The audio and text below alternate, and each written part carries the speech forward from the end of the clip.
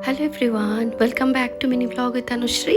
কখনো কখনো জানো, জীবন হঠাৎ করে একটু পজ নিয়ে নেয়। গত 2 মাস আমার জন্য ঠিক তেমনই ছিল।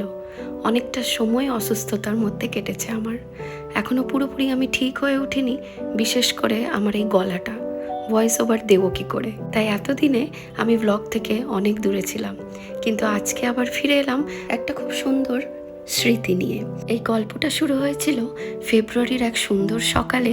আমাদের সোসাইটির কয়েকটা বাঙালি ফ্যামিলি মিলে আমরা গিয়েছিলাম পিকনিকে। আমি বাসে করে আসতে পারিনি, কারণ আমার ছেলে জাস্ট জ্বর থেকে উঠেছিল, তাই আমরা নিজেদের কারে করে গেছিলাম।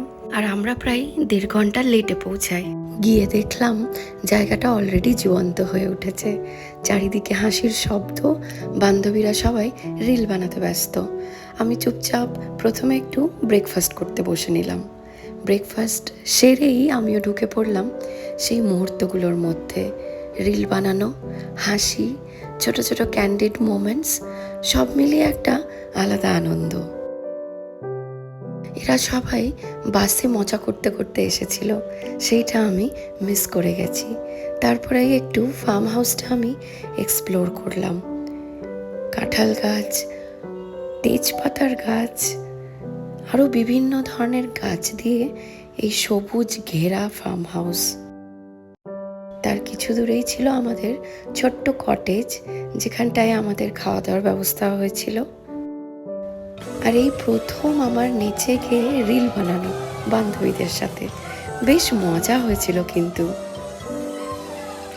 হাসি মজা করতে করতেই একটু গেছিলাম যেখানটায় রান্না হচ্ছিল সেইটা দেখতে।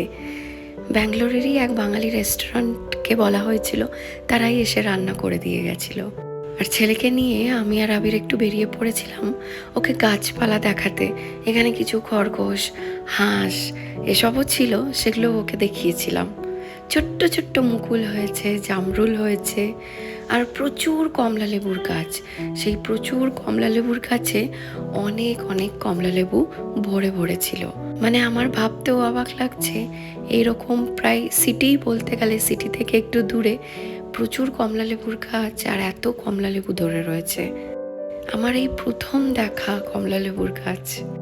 চারিদিকটা পুরো সবুজে ঘেরা, প্রকৃতির সৌন্দর্য, দারুণ ব্যাপার। আর আজকাল একটু গাছপালা নিয়ে থাকতে বেশ ভালোই লাগে। এবারে খাবারের গন্ধটা এত দূর গড়িয়ে এসছে। চলুন দেখি খাবারে কি কি হয়েছে আজকে। ছিল স্যালাড, কাসুন্দি, সস, ভেটকি ফিশ ফ্রাই, ঝুড়ো আলু ভাজা, সাদা ভাত, ভেজ ডাল, ছিল চিকেন কষা, ছিল মাটন কষা, চাটনি, মিষ্টি। ওয়াও, পুরো জমে যাবে, একদম বাঙালি থালি। অনেক দিন পরে সবাই আমরা এখানটায় হাজির, সবাই গল্প করতে ব্যস্ত। এবার শুধু আমাদের খাওয়াটা শুরু করতে হবে। কত গল্প, কত মেমোরিজ, নতুন পুরনো, সব নিয়ে একটা জমজমাট ব্যাপার। অনেক দিন পর প্রতিটি খাবারে ছিল সেই বাঙালি আনা, সেই সুখের স্বাদ। সবাই দেখো আমরা কত মজা করে এনজয় করে খেয়েছি। এগুলোই জীবনের প্রাইসলেস মোমেন্টস, তাই না? খাওয়া দাওয়ার পর আমরা সবাই মিলে চললাম এবার আড্ডা মারতে। কত গল্প, কত হাসি, কত ছবি। কেউ পুরনো গল্প বলছে, কেউ আবার নতুন মেমোরিজ তৈরি করছে। এই সময়টা ধীরে ধীরে একটা স্মৃতিতে পরিণত হচ্ছিল, আর আমরা বুঝতেই পারিনি কখন বিকেল হয়ে গেল। শেষে আমরা সবাই অনেকগুলো ছোট ছোট সুখ, অনেক বড় হাসি নিয়ে প্রচুর ছবি তুললাম, প্রচুর মজা করলাম, আর চললাম একের পর এক বাড়ির পথে।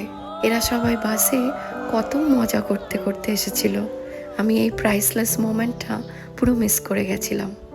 কিছুদিন খুব বড় না হয়েও মনের মধ্যে অনেক বড় জায়গা নিয়ে নেয়। এই দিনটা ঠিক তেমনই ছিল। আশা করি এই ছোট্ট স্মৃতিটা তোমাদেরও ভালো লাগবে। আর আবারও আমার এই ছোট্ট ব্রেকের পরেও পাশে থাকার জন্যে থ্যাংক ইউ সো মাচ। খুব তাড়াতাড়ি আবার দেখা হবে নতুন একটা গল্প নিয়ে। সবাই ভালো থাকবে, টাটা।